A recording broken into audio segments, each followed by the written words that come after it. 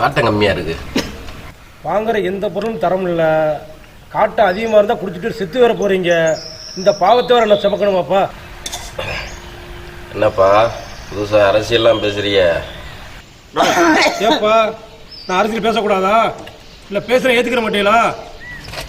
ஏப்பா தாராளமாக வரலாமாப்பா. உன்னைய மாதிரி மகாத்மா தானப்பா பல மாவட்டங்களில் முதல் மந்திரி அவ்வளோ வர்றாங்க. உள்ளே இருக்காங்க சார். அடே போலீஸ்னே.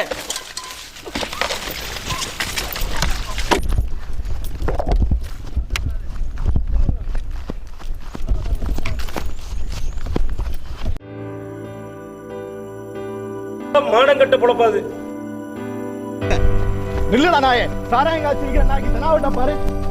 காய்ச்சி வைக்கிற மாதிரி பாதி படி வீக்கே கொடுத்து இருக்கு. என்னடா தொழில் இது? கொடுத்து ஓடு நாயே. அதான சார் பார்த்தேன். இந்த நீதி நேர்மையோட பிடிச்சிட்டு பயந்தேன் சார்.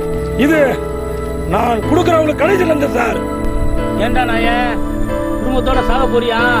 அப்படி பார்த்தா இந்த நாட்டுல நிறைய பேர் செத்துருக்கணும் சார்.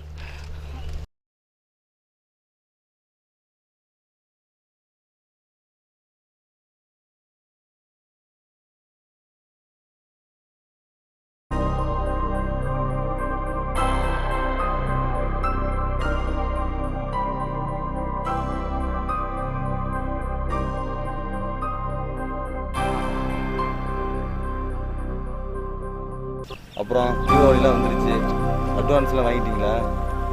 நீங்கள் வேறு டார்கெட் வச்சுருக்காங்க. இந்த குடியார பறவைசோட குப்பை கொட்ட வேண்டியது இருக்கு. வந்து எல்லாரும் மனைவி குழந்தையோட சந்தோஷமாக இருக்க நேரத்தில் இந்த குடியார பறவைசோட குப்பை கொட்டிக்கிட்டு இருக்கேன். எங்கள் அப்பா சாராயம் விற்று என்னை எம்காம் வர படிக்க வச்சார். நானாச்சும் 4 பேர் நல்ல உள்ளேன்னு பேர் எடுக்கணும்னு வச்சார். ஆனால் என் குடும்ப தலையெழுத்து நானும் சாராயம் விற்க வந்திருக்கேன்.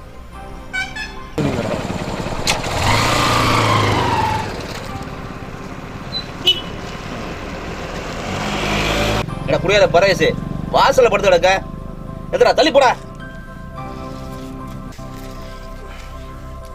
ஆமா, நாங்க பெரிய குடியார பரதேசி, இவர் பெரிய மகாத்மா. நீ விக்கிறத நிப்பாட்டினா நான் குடிக்கிறத நிப்பாட்ட போறேன். சரி சரி கடைய தரையா.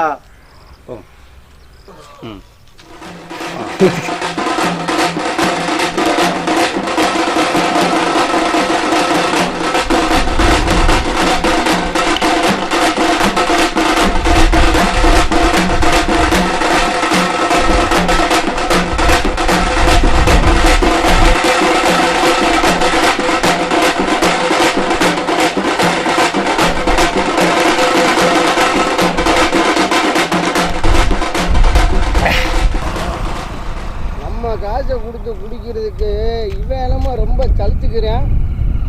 ஏண்டா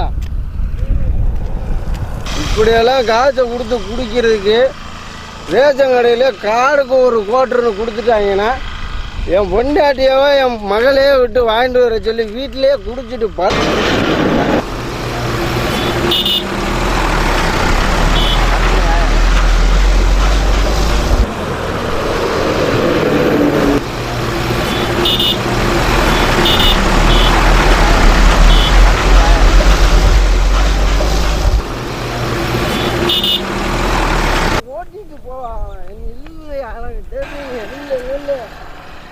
நீ இந்த பக்கத்து போ, நீ இந்த பக்கத்து போ. எல்லாம் தெரியும். நில்லு நில்லு நில்லு. நீ பாட்டுக்கு ஏற்றிட்டு போய்